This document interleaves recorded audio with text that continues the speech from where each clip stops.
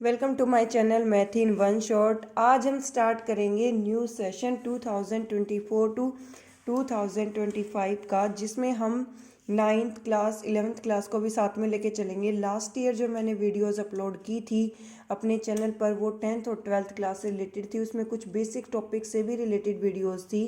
तो आज से हम अपने नए सिलेबस की स्टार्टिंग कर रहे हैं। आप कमेंट सेक्शन में कमेंट भी कर सकते हैं कि किस किस चीज़ से आपको रिलेटेड और वीडियो चाहिए। तो आज हमारा फर्स्ट चैप्टर केमिस्ट्री का रहने वाला है मैटर इन आवर सराउंडिंग। अगर मैं इस पेज की बात करूँ तो यहाँ में क्या क्या चीज़ें सीखनी है। तो सबसे पहली चीज़, जैसे कि चैप्टर का नाम ही है मैटर, तो हमें ये पता होना चाहिए कि what is matter. Everything that occupy space is called matter. हर कोई चीज़ जो एक स्पेस को कंटेन करती है यानी कि जगह को घेरती है तो उसको हम क्या कहेंगे कि वो मैटर है। इन आवर सराउंडिंग यानी कि हमारे चारों तरफ।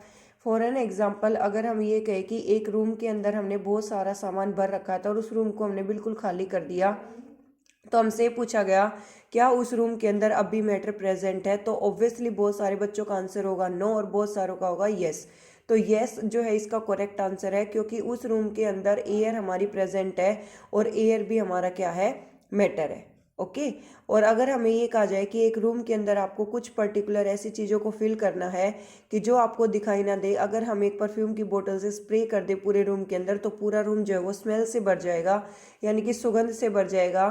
तो वो आपको दिखाई भी नहीं देगी, वो जस्ट आप फील कर सकते हैं, बट रूम जो है वो कम्प्लीटली फिल्ड है, एक स्पेस को ऑक्यूपाई किया हुआ है उन चीज़ों ने, तो वो हमारा क्या हो जाएगा, मैटर।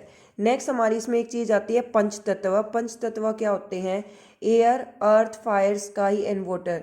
इंसान जब धरती पर आया, ठीक है, तो वो हो गई अर्थ। फिर उसको खाना वगैरह बनाने के लिए, जीने के लिए किसकी जरूरत पड़ी? फायर की और वाटर की। फिर सांस लेने के लिए उसको किसकी जरूरत पड़ी? एयर की। और फिर वो मरने के बाद हम कहते हैं कि वो पंच तत्व में विलीन हो गया, यानी कि स्काई। तो हमारे पंच तत्व में क्या क्या कंपोनेंट आएंगे? एक आएगा एयर, अर्थ, फायर, स्काई और वाटर। नेक्स्ट है हमारा फिजिकल नेचर ऑफ मैटर। भाई मैटर जो है वो स्मॉलेस्ट पार्टिकल का कॉम्बिनेशन होता है। Matter is made up of smallest particle. अब हमने कहा matter is made up of smallest particle, तो पार्टिकल कितने स्मॉल हो सकते हैं?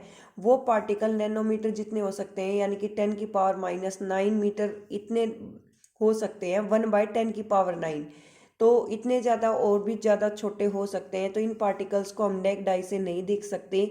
नेक्ड आई से देखने का मतलब क्या होता है? नेक्ड आई से देखने का मतलब ये है कि इन पार्टिकल्स को हम विदाउट यूजिंग ऑफ लेंस, बिना कोई लेंस और मिरर का यूज़ किए नहीं देख सकते। इनको देखने के लिए हमें लेंस और मिरर की जरूरत होगी। नेक्स्ट इसमें हमारा सबसे पहला है matter is made up of particle. तो इसकी एक्सप्लेनेशन क्या देंगे? Yes, matter is made up of particle and particle have space between them. For an example, अगर हमने कंसिडर किया कि एक गिलास पानी के अंदर अगर हम 1 टेबल स्पून सॉल्ट को ऐड कर देते हैं तो हमारा जो वाटर है उसका वॉल्यूम हमारा इंक्रीज नहीं होगा। अब हमारा वाटर का वॉल्यूम अगर इंक्रीज नहीं होगा तो वो हमारा जो सॉल्ट हमने मिक्स किया था वो सॉल्ट गया कहाँ? जो पर्टिकुलरली हमने वाटर के मॉलिक्यूल्स के बीच में जो स्पेस था उसमें हमारा क्या फिल हो गया? टोटली सॉल्ट फिल हो गया। तो वाटर का जो फॉर्मूला होता है बेटा वो होता है H2O। वाटर का फॉर्मूला क्या रहेगा? H2O। नेक्स्ट हमारा है how small are these particle. ये पार्टिकल कितने छोटे हो सकते हैं? ये पार्टिकल बहुत ही ज़्यादा छोटे हो सकते हैं, नैनोमीटर तक हो सकते हैं। तो यहाँ पर हमारी एक टर्म आई पोटेशियम पर मैग्नेट। पोटेशियम पर मैग्नेट का फॉर्मूला होता है KMnO4 और ये है ना पर्पल पिंकिश कलर का होता है। ऐसा यूनिट ऑफ अगर मास की हमसे पूछी जाएगी तो ऐसा यूनिट होती है मास की किलोग्राम, वैसे ग्राम में भी मेजर कर सकते हैं। लेंथ की ऐसा यूनिट होती है हमारी मीटर, वैसे डिस्टेंस को किलोमीटर में मेजर करते हैं। एरिया का होता है हमारा स्क्वायर यूनिट, यानी कि स्क्वायर मीटर स्क्वायर भी हो सकता है। और उसके बाद वॉल्यूम जो है उसकी होती है हमारी क्यूबिक यूनिट, यानी कि क्यूबिक मीटर। इस तरीके से भी हम डिफाइन करके बता सकते हैं। नेक्स्ट जो हमारा कंसेप्ट होने वाला है वो यहाँ पर ये होने वाला है कि हमें क्या करना है, एक बीकर के अंदर हमें ज़्यादा अमाउंट में पोटेशियम पर मैग्नेट लेना है और पानी लेना है। फिर हम क्या करते जाएंगे, पानी के अमाउंट को बढ़ाते जाएंगे और पोटेशियम पर मैग्नेट मिक्स नहीं करेंगे। तो कुछ टाइम के बाद हम देखेंगे कि जो पोटेशियम पर मैग्नेट था उसका कलर जो है वो हमारा लाइट हो जाएगा। फॉर एन एग्जाम्पल, एक तो आपने क्या करा, एक गिलास पानी के अंदर आधा गिलास जो है वो दूध डाल दिया, ठीक है, उसका टेक्सचर अलग आएगा। फिर हमने गिलास पानी के अंदर आधे गिलास से कम दूध डाल दिया, उसका टेक्सचर अलग आएगा। फिर हमने क्या किया, लास्ट में एक गिलास के अंदर सिर्फ एक ड्रॉप दूध डाला तो उसका कोई भी इतना ज़्यादा इफेक्ट दिखाई नहीं देगा। वही चीज़ यहाँ पर शो की जा रही है, पहले वाटर था, पोटेशियम परमैंगनेट डाला तो वो ज़्यादा डार्क हो गया, फिर उसके अंदर से इसमें से 10 ml सोल्यूशन लिया और वाटर के अंदर मिक्स कर दिया, फिर 10 ml लिया वाटर के अंदर मिक्स, तो एक पॉइंट ऐसा आएगा कि इसका कलर बिल्कुल ही ज़्यादा डिसअपियर हो जाएगा। तो इससे क्या प्रूव होता है, the particles of matter are very small, the small ever imagination, कि पार्टिकल्स ऑफ मैटर जो है वो इतने ज़्यादा छोटे होते हैं जितना कि हम सोच भी नहीं सकते हैं। नेक्स्ट हमारा आता है characteristics of particles of matter. क्या क्या करेक्टरिस्टिक्स हैं, सबसे पहली करेक्टरिस्टिक्स है particle of matter have space between them, कि जो पार्टिकल्स ऑफ मैटर होते हैं उनके बीच में स्पेस प्रेजेंट होता है। जैसा कि हमारा ये एक्टिविटी से प्रूव भी हो जाता है कि अगर हम वाटर के अंदर सॉल्ट को मिक्स करते हैं, यानी कि H2O के अंदर अगर हम NaCl को मिक्स करें, जो हमारा सॉल्ट होता है जिसका हम खाने में यूज़ करते हैं, उस सॉल्ट का हमारा फॉर्मूला है NaCl। और ये NaCl किसको स्टैंड करता है, Na स्टैंड करता है सोडियम को और Cl करता है हमारा क्लोरीन को, तो टोटल बन जाएगा सोडियम में क्लोराइड। एक्टिविटी 1.3, 1.4 और 1.5, इन एक्टिविटीज़ में आपको क्या शो किया गया है कि अगर हम एक पूरे रूम के अंदर कहीं भी एक च्युइंगम चिपका दे तो उसकी स्मेल इतनी ज़्यादा नहीं फैलेगी, ठीक है, बट उसको जगह जगह चिपकाएंगे तो उसकी स्मेल फैल जाती है, यानी कि पार्टिकल्स जो है वो कॉन्टिन्यूसली मूवमेंट करते रहेंगे। एक्टिविटी 1.5 में हमें कॉपर सल्फेट लेना है। कॉपर सल्फेट का जो कलर है वो हमारा ब्लू कलर होता है। जब हम इसके अंदर आयरन नहीं डाल देते तो इस पर्टिकुलर सॉल्यूशन का कलर जो है वो हमारा डिसअपियर हो जाता है।